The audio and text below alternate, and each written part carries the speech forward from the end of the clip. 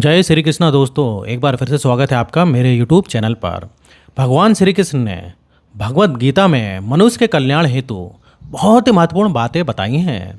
श्री कृष्ण ने हजारों वर्षों पहले जो ज्ञान अर्जुन को दिया था, आज के समय में भी वो उतना ही महत्वपूर्ण और प्रभावशाली है। इस बात पर कोई भी संदेह नहीं है। श्री कृष्ण के अनुसार इस संसार में प्रत्येक मनुष्य धनवान बनने की कामना से कर्म करता है। वो धन पाने के लिए तरह तरह के प्रयास करता रहता है। कभी कभी वो धन के लिए इतना अधिक लालची हो जाता है कि उसे पाने की कोई आपराधिक गतिविधियां भी कर डालता है। श्री कृष्ण कहते हैं कि मनुष्य को ये छूट है कि वह न्याय के मार्ग पर चलकर धन प्राप्त करे। वो उस धन का उपभोग भी स्वयं करे, किंतु अन्याय से धन कमाना मनुष्य के पतन का कारण बनता है। ऐसा मनुष्य जीवन भर दुखी और असंतुष्ट रहता है।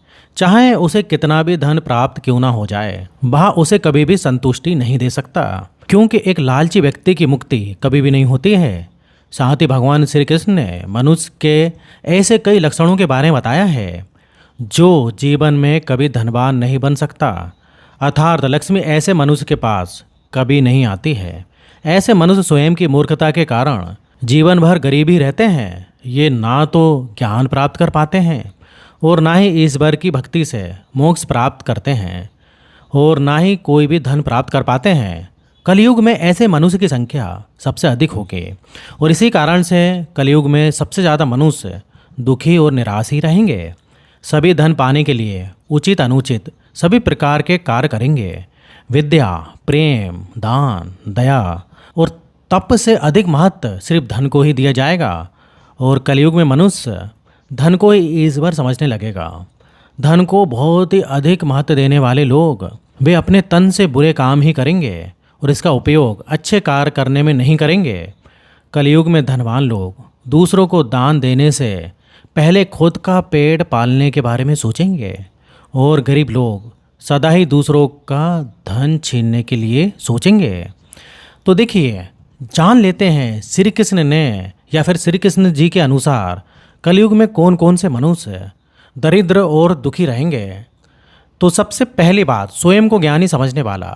श्री कृष्ण के अनुसार कलयुग में दरिद्रता का सबसे बड़ा कारण ये होगा कि मनुष्य बिना पढ़े ही स्वयं को ज्ञानी समझेंगे और ऐसे मनुष्य ना तो ज्ञान प्राप्त करेंगे और ना ही ज्ञान को महत्व देंगे, किंतु थोड़ा सा ही ज्ञान प्राप्त हो जाने पर वह अहंकार से भर जाएंगे और सबसे बड़ा ज्ञानी होने का वह दिखावा करेगा।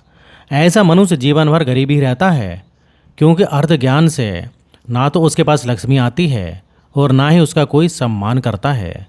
अगली बात, बैठे बिठाए धन की कामना करने वाले लोग।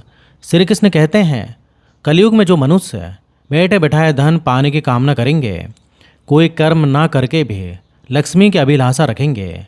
जो मनुष्य केवल भाग्य के भरोसे बैठा रहता है और कोई काम नहीं करता है, उसका भाग्य भी नष्ट हो जाता है और उसका भाग्य भी साथ नहीं देता है। भाग्य कितना भी प्रबल क्यों ना हो, अगर कर्म ना किया जाए तो मनुष्य दरिद्र ही रहता है। इसलिए कोई भी कार्य ना करके लक्ष्मी की अभिलाषा रखना मूर्खता है। अगली बात, दान न करने वाले लोग। श्री कृष्ण कहते हैं दान से ही धन में वृद्धि होती है। जो मनुष्य धन संपत्ति प्राप्त करके भी दान नहीं करता है, उसका धन भी नष्ट हो जाता है। जो व्यक्ति गरीब होकर भी अपने सामर्थ्य के अनुसार कुछ न कुछ दान कर देता है, वो एक दिन अवश्य धनवान बनता है, क्योंकि अच्छे कर्मों का फल कभी व्यर्थ नहीं जाता है। लक्ष्मी का सदुपयोग करने पर वो कभी भी त्याग नहीं करती है। लक्ष्मी का दुरुपयोग करने वाले व्यक्ति का धन उसके नाश का कारण बनता है। इसलिए मनुष्य को दान करने में कभी संकोच नहीं करना चाहिए। अगली बात, विद्वानों का सम्मान। श्री कृष्ण कहते हैं चाहे व्यक्ति गरीब हो या बहुत धनवान हो, उसे विद्वानों का सम्मान अवश्य करना चाहिए। विद्वानों का अपमान करने वाले ही बड़े बड़े राजा महाराजा भी अपना राज खो देते हैं, क्योंकि लक्ष्मी ऐसे स्थान से दूर चली जाती है जहाँ पर विद्वानों का अपमान किया जाता है। कलयुग में जो मनुष्य विद्वानों का अपमान करके मूर्ख लोगों का सम्मान करता है, वो सदा ही गरीब रहता है।